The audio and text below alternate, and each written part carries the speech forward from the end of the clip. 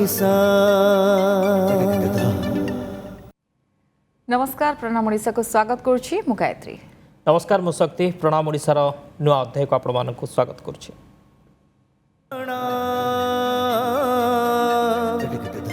ओडिशा। दर्शक बंधु आम सहित आम अतिथि पहुंची सारी जहाँ सहित आम कथबार्ता सहित आम सेगमेंट रही आपण बर्थडे रही टे आम अधिक स्पेशल करूँ आपको विश करूँ डेरी करवानी। प्रणाम ओडिशा प्रथम आसतु परिचय करदेवी आम सहित जी अच्छा अतिथि आज आम सहित अतिथि होती सुनामधन्य कवि तथा गीतिकार चतुर्भुज साहू आसतु स्वागत करी कार्यक्रम को आगे ना आपन स्वागत कर कार्यक्रम। नमस्कार केमती अच्छा सकाल सकाल आमको लगुच कि गीत कविता आपन शुणा मिल। हाँ निश्चित भाव में पिलाटी दिन गीत लिखार कविता लिखार अभिप्राय ओडिशा भाषा ओडिया भाषा साहित्य को भल पाइबार आकर्षण मते कविता लिखा प्रेरणा देइथिला। अनेक गुड़िए कविता अनेक यात्रा प्रबंध नाटक एवं आल्बम रे आधुनिक गीत भजन जन लिखि सारी। तो आरंभ करबा किछि आपनकर कविता किंबा जने गीतिकार आपण किछि गीत सेठु आरंभ करबा।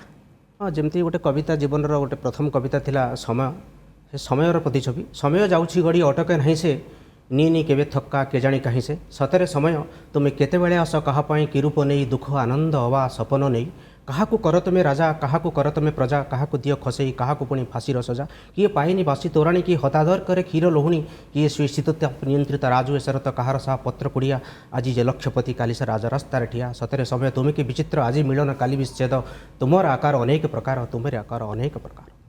खूब सुंदर सर प्रथमे आपण कविता आरंभ करथिले ना गीत रु आरंभ करथिले लेखा प्रथमे कोठु आरंभ करथिले? प्रथमे कविता आरंभ करिथिली। आज्ञा गीत केबेठु लिखिलेनी? गीत अनेक समय लिखुଥିଲି किंतु जे समय कैसेट थिला से समय मते नुआ कवि लेखक हिसाब मते सुजोग दिया नथिला परे तले यूट्यूब चैनल आसिला मु धीरे धीरे बसिले प्रथमे विकास शुक्ला म्यूजिक डायरेक्टर मते सुजोग देथिले। तो आपनकर परिवार विषय कहंतु कि फैमिली रे ए दिग प्रति कहार झुंग थिला कि निशा थिला कि अनुप्राणित आपण केमती हितले कहा द्वारा? निश्चित भाव में बापा जने शिक्षक थिले आम घरे सब बेले साहित्य आलोचना हुए एवं से साहित्य आलोचना माध्यम से जो लुकायित प्रेरणा मो मन रे इफेक्ट पकईला एवं से मु कविता लिखा को दिने प्रयास करथिली। आपन को घर कोठी? आम घर आनंदपुर सब डिवीजन केन्दुझर जिला। आपन को पेशा अलगा निशा किंतु गीत लिखिबा कविता लिखिबा? आज्ञा पेशा रे मु जने BTech mechanical engineer Steag energy India limited German based company रे मु चाकरी करे किंतु कविता लिखिबा एवं गीत लिखिबा मोर निशा।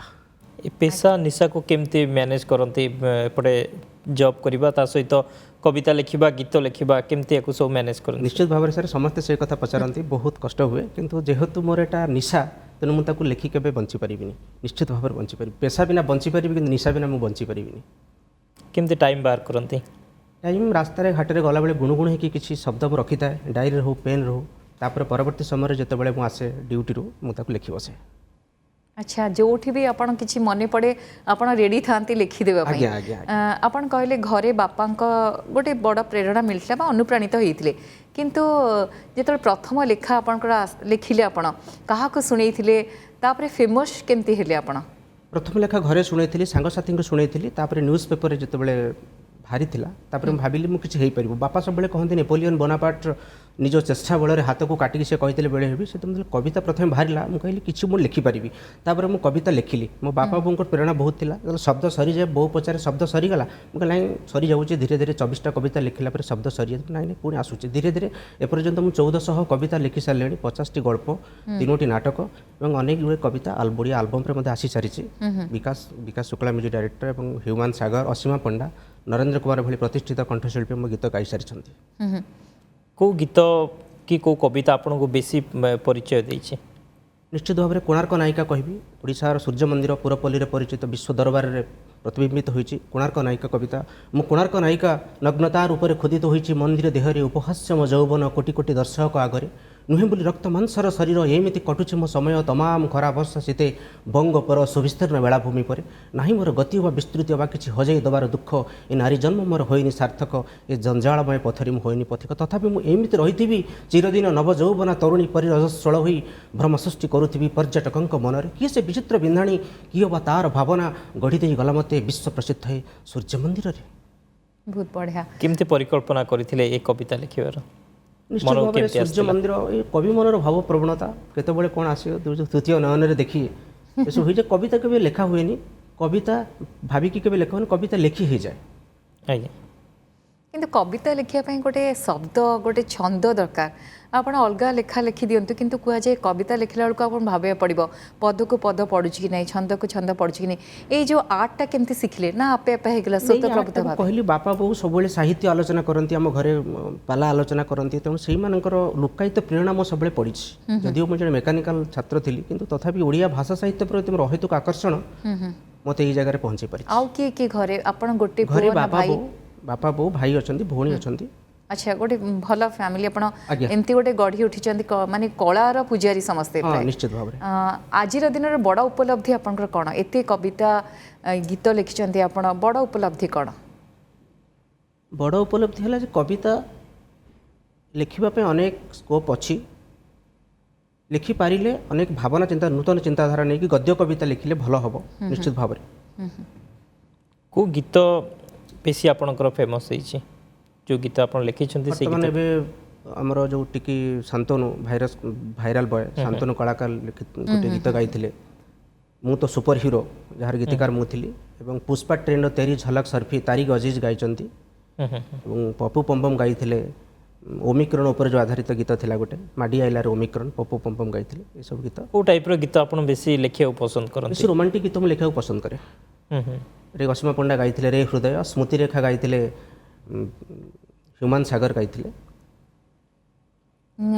ବହୁ ଜଣ କଳାକାର ଗାଇଛନ୍ତି ମାନେ ଗୀତ ଆପଣଙ୍କ ଗୀତ ଗାଇଛନ୍ତି ସେମାନେ, କିନ୍ତୁ ଆପଣ କେବେ ଗାଇବା ପାଇଁ ଚେଷ୍ଟା କରିଛନ୍ତି ନା ଖାଲି ଲେଖା ଭିତରେ ସୀମିତ ନାଇଁ, ମୁଁ ରହିଯାଇଛି? କେବେ ଗାଇବାକୁ ଚେଷ୍ଟା କରେନି। ମୁଁ ଗାଏ ବାଥରୁମ୍ ଭିତରେ, ବାଥରୁମ୍ ସିଙ୍ଗର, ସେଇ ଗାଇବାରୁ ମୁଁ ଗୁଣୁ ଗୁଣୁ ଶବ୍ଦକୁ ତାପରେ ଆସିକି ମୁଁ କବିତାର ଏବଂ ଗୀତରେ ରୂପାୟନ କରେ। ଏତେ ଫେମସ୍ ହେଇଯାଇଥିବେ, ଜଣେ ପେଶାରେ ଯଦି ଅଲଗା ହେଲା ଆଉ ନିଶା ତାର ଅଲଗା ହେଲା ତାହେଲେ ଆପଣ ଭାବନ୍ତୁ କଲେଜରେ ତାର ଗୋଟେ ବଡ଼ ଡିମାଣ୍ଡ ଥିବ, କାରଣ ଆପଣ କଲେଜରେ ବି ଲେଖାଲେଖି କରୁଥିଲେ ନା ନାହିଁ? କଲେଜ ସମୟରେ ଲେଖାଲେଖି, ମୁଁ ଯେଉଁ ସମୟରେ ଇଞ୍ଜିନିୟରିଂ ପଢ଼ୁଥିଲି ସେହି ସମୟ ଲେଖାଲେଖି କରୁଥିଲି, କିନ୍ତୁ ପିଲାଟି ଦିନରୁ ସାହିତ୍ୟରେ ଯେଉଁ ଆକର୍ଷଣ ଥିଲା ସେହି ସମୟରେ ଆମର ଲୁକାୟିତ ପ୍ରେରଣା ପକାଇଲେ ସେହି ସମୟରୁ ମୁଁ ଲେଖିଲି। ଇଞ୍ଜିନିୟରିଂ ପଢ଼ିଲା ବେଳରୁ ମୁଁ କବିତା ଷ୍ଟାର୍ଟ କରିଛି ଲେଖିବା। ଯେତେବେଳେ ଅସୀମା ପଣ୍ଡା ଗାଇଲେ ତାପରେ କେମିତି ରିଆକ୍ସନ୍ ମିଳିଲା ଆପଣଙ୍କୁ?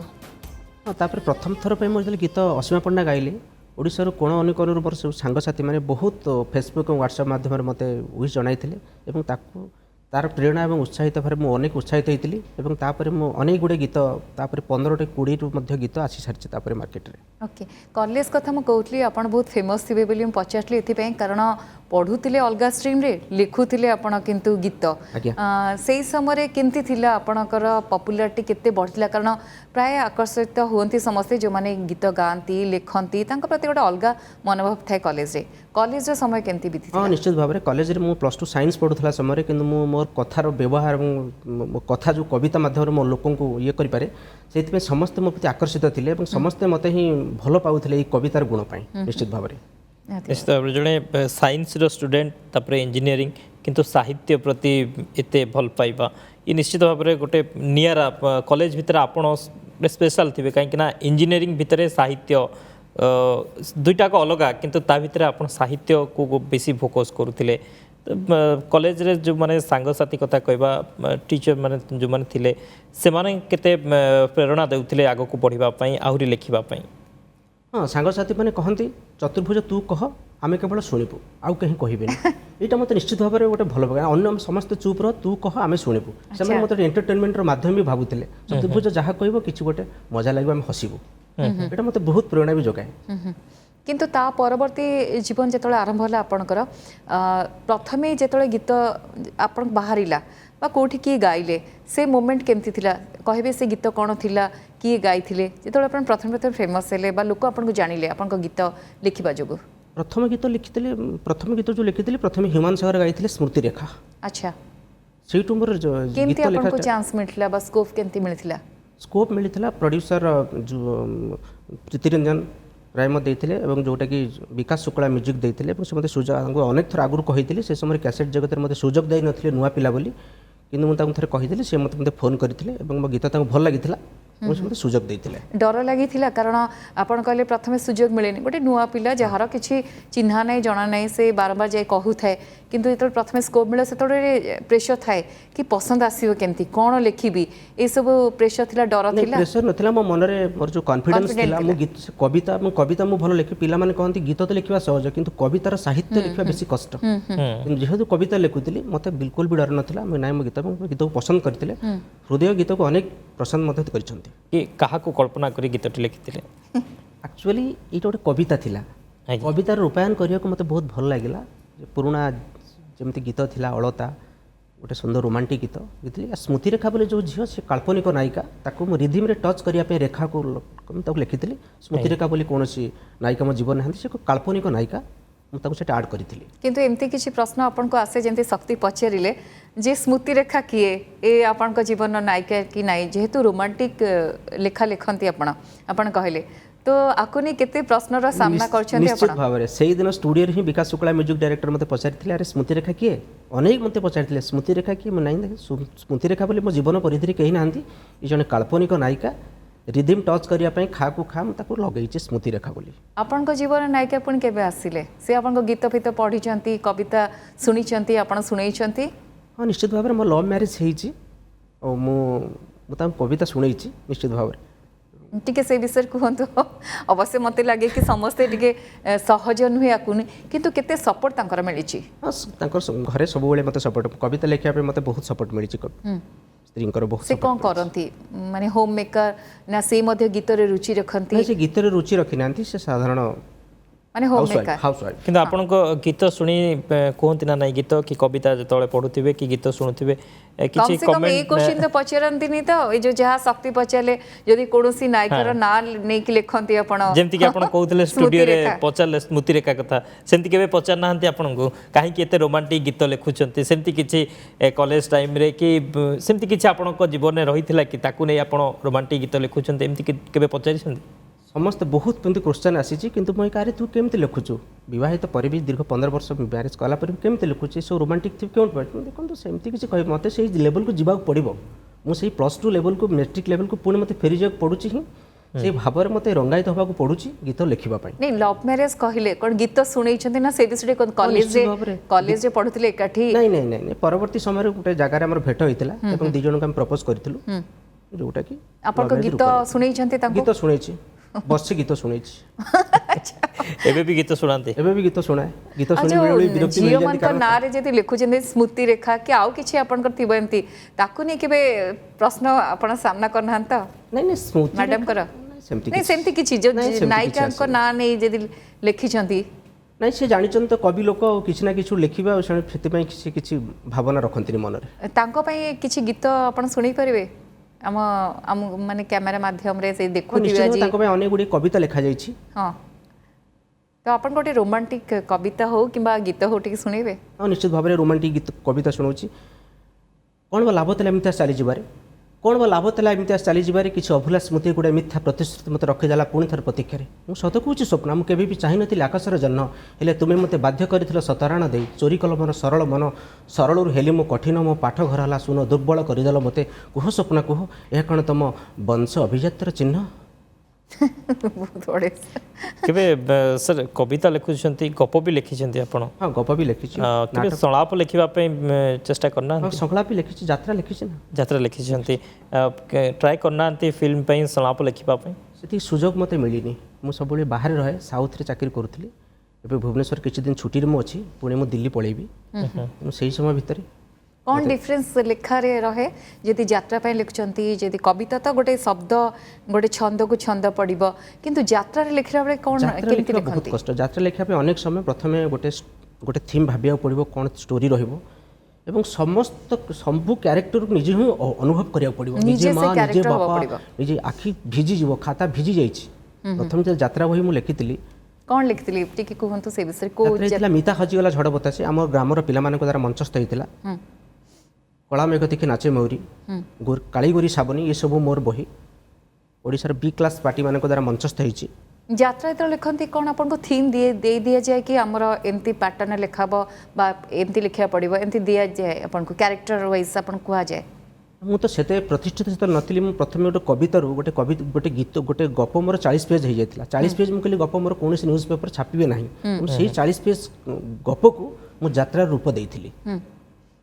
ଆଚ୍ଛା କିନ୍ତୁ ଆଉ ଗୋଟେ କଥା କୁହନ୍ତୁ, ଆପଣ ଜବ୍ ଯେମିତି ଜବ୍ ବି ଆପଣ ଠିକ୍ ଠାକ୍ ଆପଣ ତାକୁ ମେଣ୍ଟେନ୍ କରିବାକୁ ପଡ଼ିବ, ଗୋଟେ ଫ୍ୟାମିଲି, ପୁଣି ଆପଣ କହୁଛନ୍ତି ଲେଖାଲେଖି 40 ପେଜ୍ ପାଖାପାଖି ଲେଖନ୍ତି, ପ୍ରତିଦିନ ଗୋଟେ ଟାଇମ୍ ବାହାର କରନ୍ତି ନା କେମିତି ମ୍ୟାନେଜ୍ କରନ୍ତି ଆପଣ ସେଇ ସବୁ? ଡ୍ୟୁଟିରୁ ଆସିଲା ପରେ ମୁଁ ଯେଉଁ ଡ୍ୟୁଟିରେ ଗୁଣୁଗୁଣ ହେଇ କିଛି ଶବ୍ଦ ଭାବିଥାଏ, ତାପରେ ଆସିଲା ପରେ ରାତି 8ଟା ପରେ ମୁଁ ତାକୁ କିଛି ନା କିଛି ଲେଖେ। ସବୁଦିନ କିଛି ନା କିଛି ଗଳ୍ପ କବିତା କିଛି ନା କିଛି ଆପଣ ଲେଖୁଥାନ୍ତି, ଯାହା ଆସୁଥାଏ ମନକୁ ଆପଣ ଲେଖି ଦେଉଥାନ୍ତି। କିନ୍ତୁ ଯେତେବେଳେ ଗୋଟେ ଯାତ୍ରା ଲେଖୁଛନ୍ତି କଣ୍ଟିନ୍ୟୁଟି ଆପଣଙ୍କୁ ରଖିବାକୁ ପଡ଼ିବ। ସେଠି ଆପଣ କିଛି ନା କିଛି ଭାବିଲେ ତ ଲେଖି ହେବନି, ତ ଆପଣଙ୍କୁ କ୍ୟାରେକ୍ଟର ୱାଇଜ୍ ଲେଖିବାକୁ ପଡ଼ିବ। ସେ ସମୟରେ ଘରକୁ ଆପଣ ଟାଇମ୍ ଦିଅନ୍ତି ନା କେମିତି ସେଇଟା ମ୍ୟାନେଜ୍ କରନ୍ତି ଆପଣ? ମୁଁ ସେଇ କଥା ପଚାରୁଛି କି କ୍ୟାରେକ୍ଟର ୱାଇଜ୍ ଆପଣଙ୍କୁ ମନେ ରଖିବାକୁ ପଡ଼ିବ। ଗୋଟେ ଅଫିସରୁ ଆସିବେ ଫ୍ରଷ୍ଟ୍ରେଟେଡ୍, ବେଳେବେଳେ ମାହୋଲ ମଧ୍ୟ ଥାଏ, ଗୋଟେ ଅଲଗା ଧାରାରେ ଆମେ ଥାଉ, ପୁଣି ଘରକୁ ଟାଇମ୍ ଦେବାକୁ ପଡ଼ୁଥାଏ। ଏ ସବୁ ଭିତରେ ଆକୁ କେମିତି ମ୍ୟାନେଜ୍ କରୁ? ନା ମ୍ୟାଡ଼ାମଙ୍କର ବହୁତ ବଡ଼ ସପୋର୍ଟ? ନାଇଁ, ମ୍ୟାଡ଼ାମଙ୍କର ସପୋର୍ଟ ଅଛି। ଏ ଲେଖିବା ଯାତ୍ରା ଲେଖିବା ହେଉଛି ବହୁତ କଷ୍ଟ। କବିତା ଗୀତ ଲେଖି ହେଇଯିବ, କିନ୍ତୁ ଯାତ୍ରାରେ କ୍ୟାରେକ୍ଟର ଭିତରେ ସମ୍ପୂର୍ଣ୍ଣ କ୍ୟାରେକ୍ଟର ଭିତରେ ନିଜେ ହଜିବାକୁ କଣ୍ଟିନ୍ୟୁଟି ପୁଣି ରଖିବାକୁ ପଡ଼ିବ, ଏଡିଟିଂ ହେବ, ବହୁତ କଷ୍ଟ ବହି ଲେଖିବା, ଯାତ୍ରା ବହି ଲେଖିବା। ତଥାପି ତା ଭିତରେ ସମୟ ହୁଏ, ନିଜକୁ ଭାବନା ଭିତରେ ହଜିବାକୁ ପଡ଼େ ଏବଂ ଲେଖିବାକୁ ପଡ଼େ।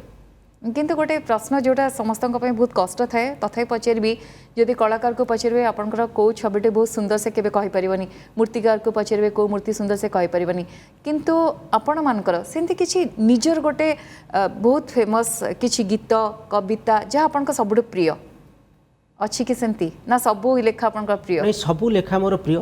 ମୋତେ ଯଦି ପଚାରିବେ ମୁଁ ଏପର୍ଯ୍ୟନ୍ତ ଭଲ ଗୀତ କି ଭଲ କବିତା ଲେଖିଲି, ସେଇ ଭଲ ଗୀତ କବିତା ଲେଖିବା ସନ୍ଧାନରେ ମୋର ପ୍ରୟାସ ମୁଁ ଜାରି ରଖିଛି। ଏ ପର୍ଯ୍ୟନ୍ତ ଆତ୍ମସନ୍ତୋଷ ଆପଣ ଯୋଉଦିନ ମୁଁ ଆତ୍ମସନ୍ତୋଷ ହେଇଯିବ, ମୁଁ ଭାବିବି ମୁଁ ଗୀତ ହେଇଗଲି, ମୁଁ ଗୀତ ଲେଖିବିନି, କିନ୍ତୁ ସେଇ ପ୍ରୟାସରେ ମୁଁ ଚାଲିଛି। ଆଗକୁ କ'ଣ ପ୍ରୋଜେକ୍ଟ ଆସୁଛି, ଆଉ କ'ଣ ଗୀତ ଆଗକୁ ରିଲିଜ୍ ହେବାକୁ ଯାଉଛି, ସେମିତି କିଛି ପ୍ରୋଜେକ୍ଟ ଅଛି? ଅନେକ ପ୍ରଡ୍ୟୁସର ଏବଂ ମ୍ୟୁଜିକ୍ ଡାଇରେକ୍ଟର ମଧ୍ୟ ଗୀତ ନେଇଛନ୍ତି। ଜଗନ୍ନାଥ ଭଜନ, ଶିବ ଭଜନ, କିଛି ସୋଲୋ ପରଫର୍ମାନ୍ସ, ରୋମାଣ୍ଟିକ୍ ସଙ୍ଗ୍ ଆସିବାର ଅଛି ପ୍ରସ୍ତୁତି ପଥେ। କେଉଁ ଗୀତଟି ସାର୍ ଆପଣଙ୍କୁ ବେଶୀ ଫେମସ୍ ହେଇଛି, ବେଶୀ ଭିଓର୍ସ ହେଇଛି? ଏଇ ରିସେଣ୍ଟ କିଛି ଗୀତ ଅଛି ଯେଉଁଟାକି ବେଶୀ ଭିଓର୍ସ ହେଇଛି? ହଁ, ନିଶ୍ଚିତ ଭାବରେ ପୁଷ୍ପା ଟ୍ରେଣ୍ଡ ଯେଉଁ ଗୀତ ତେରି ଝଲକ ସର୍ଫି, ଓଡ଼ିଆରେ ତାକୁ ଲେଖିଥିଲି। ସମ୍ପୂର୍ଣ୍ଣ ମ୍ୟୁଜିକ୍ ଏବଂ ଗୀତ ଅଲଗା ଥିଲା। ତାକୁ ତାରିକ ଅଜିଜ ଗାଇଥିଲେ, ମ୍ୟୁଜିକ୍ ଦେଇଥିଲେ ଅଭୟ କୁମାର। ସେଠିକି ଦ୍ୱିପଦ କହୁନାହାନ୍ତି, ମାନେ ୱାର୍ଡରେ ନ ଗାଆନ୍ତୁ ଆପଣ। ଯେବେ ସମୟକୁ ଏ ବୟସ ଠାରିଦେଲା, ହଗୁଣକୁ ଏ ଶିହରଣ ଖେଳିଗଲା, ତୁ ସେହି ନାୟିକା ମୋ ଅଭିସାରିକା, ତୋତେ ହୁଏଲ ମୋ ଝୁରି, ତେରି ଝଲକ ସର୍ଫି। ବହୁତ ବଢ଼ିଆ। ତ ଆପଣ ଫିଲ୍ମ ବି ଦେଖନ୍ତି, ସେଇଠୁ ବି ଅନୁପ୍ରାଣିତ ହୁଅନ୍ତି? ହଁ, ଫିଲ୍ମ ବି ଦେଖେ, କିନ୍ତୁ ଫିଲ୍ମ ମୁଁ ଏତେ ଦେଖିନି। ମୋର ଏଇଟା କେମିତି ଲେଖିଲେ ଆପଣ? ଏଇଟା ଆମର ରୋହନ କ୍ରିଏସନ୍ର ପ୍ରଡ୍ୟୁସର ଜ୍ୟୋତିରଞ୍ଜନ ସାର୍ ମୋତେ ସେ ସୁଯୋଗ ଦେଇଥିଲେ ଲେଖିବା ପାଇଁ। କହିଲେ ନାଇଁ, ଗୋଟେ ପୁଷ୍ପା ଟ୍ରେଣ୍ଡ ଭଲ ଗୀତ ଚାଲିଛି, ତାକୁ ଆମେ ଗୋଟେ ଓଡ଼ିଆ ମାଧ୍ୟମରେ ଆମେ ଓଡ଼ିଆ ବି ଭାରି ବଢ଼ିଆ, ଆମେ ବି କିଛି କମ୍ ନୁହଁ, ଆମେ ତାକୁ ଲେଖି ମୋତେ ସୁଯୋଗ ଦେଇଥିଲେ ରୋହନ କ୍ରିଏସନ୍ର ପ୍ରଡ୍ୟୁସର ଜ୍ୟୋତିରଞ୍ଜନ ସାର୍। ମୁଁ ଗୀତକୁ ଲେଖିଥିଲି, ବହୁତ ଭ୍ୟୁ ହେଇଥିଲା ଏଇଟା, କେମିତି ରିଆକ୍ସନ୍ ମିଳିଥିଲା ଆପଣଙ୍କୁ? ମାନେ ପ୍ରାୟ କ'ଣ କରନ୍ତି, ସମସ୍ତେ ଦେଖନ୍ତି ଗାୟକ କିଏ ଗାୟିକା କିଏ, କିନ୍ତୁ ଯିଏ ଲେଖେ ତାକୁ ପ୍ରାୟ ଏତେ ଲୋକମାନେ ଆମେ କହିପାରିବା ଟିକେ ନଜର ଅନ୍ଦାଜ କରିଦିଅନ୍ତି, ମାନେ ତାକୁ ଏତେ ମନେ ପକାନ୍ତିନି। ଯଦି ବହୁତ ଫେମସ୍ ହେଇଥିବ, ବହୁତ ଯଦି ସାମ୍ନାକୁ ଆସିନଥିବ, ତ ଆପଣମାନେ ବହୁତ କମ୍ ଆସନ୍ତି ଟିଭି ସାମ୍ନାକୁ, ବା ବହୁତ ଇଣ୍ଟରଭ୍ୟୁ କମ୍ ଦିଅନ୍ତି, ତ ଏଇଟାକୁ ନେଇକି କ'ଣ କହିବେ ଆପଣ? ସେମିତି ଦୁଃଖ ଲାଗେ କି? ନାଇଁ, ବେଶୀ ସେଥିପାଇଁ ବିଲକୁଲ ଦୁଃଖ ଲାଗେନି, ଯେହେତୁ ଆମେ ଗୀତିକାର ନେପଥ୍ୟ ନାୟକ। କିନ୍ତୁ ତଥାପି ଅନେକ ୱାଇଜ୍ ମ୍ୟାନ୍ ଅଛନ୍ତି ଯେଉଁମାନେ କି ଦେଖନ୍ତି ଗୀତ କିଏ ଲେଖିଛି। ବହୁତ ଲୋକ ଅଛନ୍ତି ଲିରିସିଷ୍ଟ ମଧ୍ୟ ଖୋଜନ୍ତି ଗୀତ କିଏ ଲେଖିଛି ବୋଲି। ସେଥିପାଇଁ ବିଲକୁଲ ବି ଦୁଃଖ ନାହିଁ, ବରଂ ଖୁସି ଲାଗେ ଆମ ଗୀତକୁ ଯେଉଁମାନେ ଦର୍ଶକ ପାଖରେ ପହଞ୍ଚଉଛନ୍ତି, ତେବେ ବହୁତ ଖୁସି ଲାଗେ। ଗୋଟେ କବି, ଗୋଟେ ଲେଖକ ପାଇଁ, ଗୋଟେ ଲେଖିବା ପାଇଁ, କବିତା ଲେଖିବା ପାଇଁ ହଉ, ଗଳ୍ପ ଲେଖିବା ପାଇଁ ହଉ, ଗୀତ ଲେଖିବା ପାଇଁ ହଉ, କ'ଣ ଦରକାର? ମୁଖ୍ୟ ଉପାଦାନ ଗୁଡ଼ିକ କ'ଣ? ମୁଖ୍ୟ ଉପାଦାନ ହେଲା ନିଜ ମାତୃଭାଷାକୁ ଅହେତୁକ ଆକର୍ଷଣ ନିଶ୍ଚିତ ରହୁଥିବ, ନିଜ ମାତୃଭୂମିକୁ ଭଲ ପାଉଥିବା ଦରକାର ଏବଂ ମାତୃଭାଷାକୁ ଭଲ ରକମ ବୁଝୁଥିବା ଦରକାର, ତାହେଲେ ଜଣେ କବି ହେଇପାରିବ। ସାର୍, କିନ୍ତୁ ଆଜିକାଲି ଦେଖାଯାଉଛି ବା ବେଳେବେଳେ ଦେଖାଯାଏ ବହୁ ଜଣ ଅଛନ୍ତି ସେମାନେ ବି ଲେଖିଦିଅନ୍ତି, କିନ୍ତୁ କ'ଣ ଡିଫରେନ୍ସ ରହେ ଜଣେ ଲୋକାଦୃତ ହେବା ବା ଲୋକମାନେ ପସନ୍ଦ କରିବା ଆଉ ଏମିତି ଜଣେ ଲେଖିଦେବା ଭିତରେ? କାରଣ ଏମିତି ତ ଅଛନ୍ତି ଆଜିକାଲି, ଆପଣ ଦେଖିବେ ତାଙ୍କ ଲେଖା ମଧ୍ୟ ବାହାରି ଯାଉଛି, ତାଙ୍କ ଲେଖାକୁ ନେଇକି ମଧ୍ୟ ଗୀତ ହେଇଯାଉଛି, କିନ୍ତୁ ଆପଣ ତାକୁ ନେଇକି କ'ଣ କହିବେ, କ'ଣ ବାର୍ତ୍ତା ରଖିବେ ଆପଣ ତାକୁ ନେଇ? ନିଶ୍ଚିତ ଭାବରେ ବାର୍ତ୍ତା ରଖିବି। ଏମିତି ଭାବରେ ଶବ୍ଦ ହେବା ଦରକାର ଯାହାକି ଲୋକଙ୍କୁ ଆକର୍ଷଣ କରିବା ଦରକାର ଏବଂ ଶବ୍ଦର ଲାଳିତ୍ୟ ମାଧୁର୍ଯ୍ୟ ଥିବା ଦରକାର ତାହେଲେ ସେ ଗୋଟେ ଭଲ ଗୀତ ହେବ କିମ୍ବା ଭଲ କବିତା ହୋଇପାରିବ। କିନ୍ତୁ ଆଜିକାଲି କ'ଣ ସେମିତି ହେଉଛି ସାର୍ ଆପଣଙ୍କୁ ଲାଗୁଛି?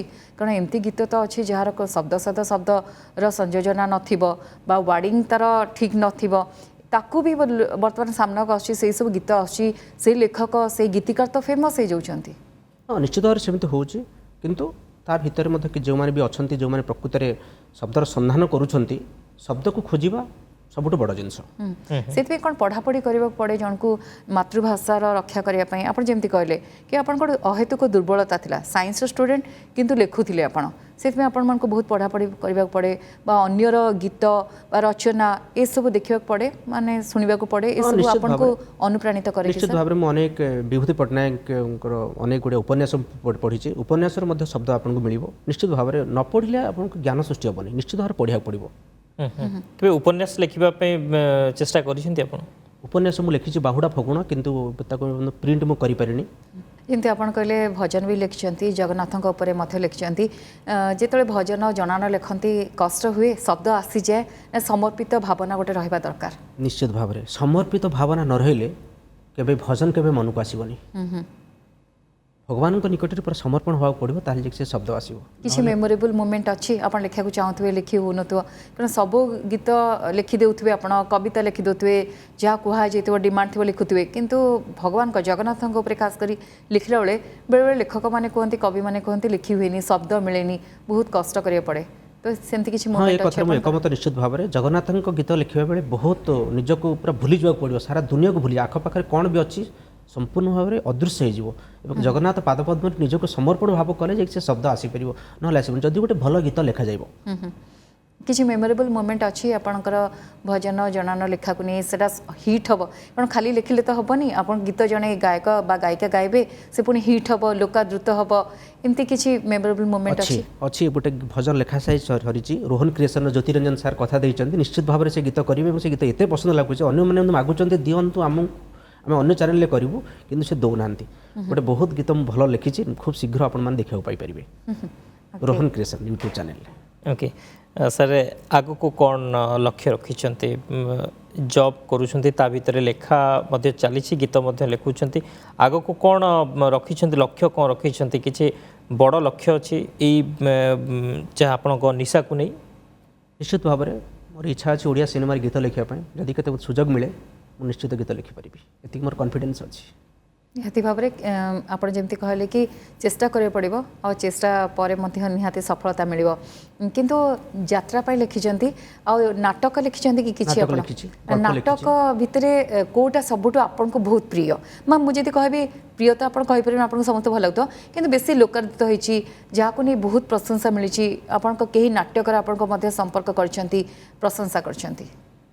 ସେମିତି କିଛି ହେଇନି, ଗାଁରେ ଯେଉଁ ନାଟକ ମଞ୍ଚସ୍ଥ ହୋଇଥିଲା କିଛି ଗାଁ ଲୋକଙ୍କ ଦ୍ୱାରା ଆଦୃତ ହୋଇଥିଲା ଏବଂ ତାକୁ ଜଣେ ବି କ୍ଲାସ୍ ପାର୍ଟି ମଧ୍ୟ ସୁଭଦ୍ରା ଗଣନାଟ୍ୟ ତାକୁ ମଞ୍ଚସ୍ଥ କରିଥିଲେ, ସେତେବେଳେ ମୁଁ ଏତେ ଲୋକ ପରିଚିତ ନଥିଲି। ଆଚ୍ଛା, ଓକେ, ଗୀତ ମାଧ୍ୟମରେ ଏବେ ଆସିଛି। ସାର୍, ପରିବାର ବିଷୟରେ ଆମେ କଥା ହେବା। ପରିବାରରେ କିଏ କିଏ ଅଛନ୍ତି?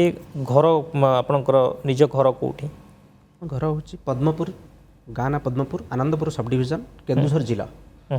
ବାପା ଜଣେ ରିଟାୟାର୍ଡ଼ ଶିକ୍ଷକ, ମା ଗୃହିଣୀ ଏବଂ ଘରେ ସ୍ତ୍ରୀ, ଗୋଟିଏ ପୁଅ। ଆଜ୍ଞା, ଗାଁରେ ସମସ୍ତେ ରୁହନ୍ତି? ସମସ୍ତେ ଗାଁ ନାହିଁ, ପୁଅ ଆଉ ସ୍ତ୍ରୀ ଏଇଠି ରହନ୍ତି, ବାପା ବୋଉ ଗାଁରେ ରହନ୍ତି। ଆପଣ ଗାଁକୁ ଯାଆନ୍ତି? ଗାଁକୁ ଯାଏ। ପିଲାଦିନ କେଉଁଠି କଟିଥିଲା? ଗାଁରେ କଟିଥିଲା ନା? ପିଲାଦିନ ଗାଁରେ କଟିଛି। ସାର୍, ଗାଁରେ ଯେହେତୁ କଟିଛି, ଗାଁର ପ୍ରାକୃତିକ ପରିବେଶ ଆପଣଙ୍କୁ ଆକୃଷ୍ଟ କରିଛି କି? କାରଣ ଗୋଟେ କବିକୁ ସବୁବେଳେ ପ୍ରାକୃତିକ ପରିବେଶ ଆକୃଷ୍ଟ କରେ। ନିଶ୍ଚିତ ଭାବରେ ଗାଁର ମାଟି ବାସ୍ନାକୁ ନେଇ ଲେଖିଛନ୍ତି, କିଛି ଶୁଣେଇବେ? ମନେ ଅଛି ଟିକେ ପଦେ ଆମକୁ ଶୁଣେଇବେ? ଗାଁରୁ ହିଁ ସବୁ କିଛି ମୁଁ ଶିଖିଛି। ଗାଁ ଦେଇଛି ମାଟି ପାଣି ପବନର ବାସ୍ନା, କେବେ ଭୁଲି ହେବନି ଗାଁର, ଗାଁ ମଶାଣି, ଗାଁ ତଳି ତୁଠ ଏବେ ମଧ୍ୟ ସ୍ମୃତି ପରେ। ତେଣୁ ସବୁଯିବ ଗାଁର ବନାନୀ ଭିତରେ ମନ କହେ ହଜିଯିବାକୁ। ଗାଁର ସ୍ନେହ ମମତା, ଗାଁର ମଳୟ ପବନ ସହରରେ ମିଳେନି। ନିଶ୍ଚିତ ଭାବରେ ଗାଁ ସବୁବେଳେ ଗାଁର ସ୍ନେହ କେବେ ସହରରେ ମିଳିପାରିବନି। ଓକେ ସାର୍, ଆଉ କାହାର ଲେଖା ଆପଣଙ୍କୁ ବହୁତ ଆକୃଷ୍ଟ କରିଛି? ଆପଣ କହୁଛନ୍ତି ବହୁତ ଲେଖା ଆପଣ ପଢ଼ିଛନ୍ତି, କାହାର ଗୀତ जड़े गीतिकार हिसाब से आउ कहार लेखा आपन को बहुत अनुप्राणित करछि बोली कहि परिबा? निश्चित भाव में युव गीतिकार अरुण मंत्री को मत बहुत भल लगे मुझे आदर्श बोली भावे सहित मोर देखा मत से चिन्हिंट आपणकर लेखा से पढ़ी मो लेखा से पढ़ी ना मुझे नुआ नुआ जाऊली जो कैसेट थी मो लेखार से गीत करेक्शन कर अरुण मंत्री करेक्शन कर श्रीकांत गौतम नंद सार भी मो गीत करेक्शन कर बाबू एमती लेख एमती हम उत्साहित प्रेरणा पाई। सर खाली लेखिबार गोटे इच्छा थिला ना लेखिका लेखक हिसाब रे गीतिका हिसाब रे आपण सफल होंतु ए लक्ष्य छुआळू थिला कारण बहुत जन अछंती केवल लेखि दियंती आ साहित्य ही रखि दियंती आ केते जन को इच्छा थाए तांको लेखा बाहरु समस्त जानतु तांको कौन इच्छा थिला आपण को छुआळू? नहीं मोर इच्छा थिला मते मते लोक चिन्हंतु मु लेखिबी एवं लेखक को परिप्रकाश करिबी लोक को सेथि पई कोन गोटे सहज थाए कि रास्ता कारण मु देखि छी बहुत लेखक कोंती लेखंती साहित्य है कि थुआ थाए केबे पब्लिश हबो केबे जानिबे सेथ पई ताको बहुत कष्ट करिया पड़े जोटा कि बेले बेले तांको बहुत सहज न थाए तांको पई रास्ता हटि जाय पई बाध्य करे। आपण को लेखा कोन संगे संग पब्लिश हेतला ना बहुत लेखा अछि जा एबे मध्य अछि घरे आपण को बाहरिनी? नहीं निश्चित आपण कथार में एकमत अनेक गुड़े लेखा अच्छी किंतु लेखा भितर अनेक कुछ भल लेखा को बाहर करा पड़ो जोटा कि लोक मान आदृत हो पार ना एमती सेमती लिखले तो सब लोग पढ़े ना तेणु से भर किसी क्वालिटी लेखा को आपको बाहर करा पड़ो निज मन कॉन्फिडेंस था दरकार हाँ गीत को मोर लोक शुणवे पढ़े किसी उपलब्धि करेंगे। सर छुआ मान किसी लिखिं आपण? हाँ अनेक गुड़े न्यूज पेपर मोर पिला छोट पिला कविता सब बाहरी से समय खूब कम अच्छी आम शेष मतामत नबू गोटे वर्तमान इंडस्ट्री आम देखा वर्तमान सुजोग केम देखुं गोटे गीतिकार जदि जड़े नुआ कैरियर स्टार्ट करुच्ची गीत को नहीं कैरियर करने को चाहूँगी गोटे गीतिकार हिसाब से किसी लिखा चाहूँगी और कैरियर करने को चाहूँगी से सुजोग केम देखुं इंडस्ट्री रे? या कह गीतर मान जदि भल थाए तो निश्चित भाव में अन्य लोक मैंने गीत नवाक आसबे आउ निश्चित भाव में कहि नंदीघोष टीवी जो नुआ नुआ प्रतिभा मानक आणिकी समाज मुख्य स्रोत लोक चिन्हवाई जो प्रयास निश्चित भाव में स्वागतयोग्य पदक्षेप आ नूतन कला मान चिन्हबार ओडिशा रे गोटे नूतन प्रयास। ठीक अच्छे सर मेसेज कौन देवे वार्ता कौन देवे जड़े गीतिकार हिसाब से लोक आपको जानिले किंतु जो मैंने आसुंच आउ कौन इंडस्ट्री गोटे परिवर्तन हवा दरकार वार्ता कौन देवे जो व्यूअर्स अच्छा कौन कहे? यह वार्ता देवी जे भल लेखा भल म्यूजिक हेल्ले निश्चित भाव लोक शुणे निश्चित लेखार मान थिबा दरकार लेखार मान थिले निश्चित भाव लोकंकर प्रशंसा भाजन हो पारे। श्रोता रुचि को केते गुरुत्व दियंती आपण?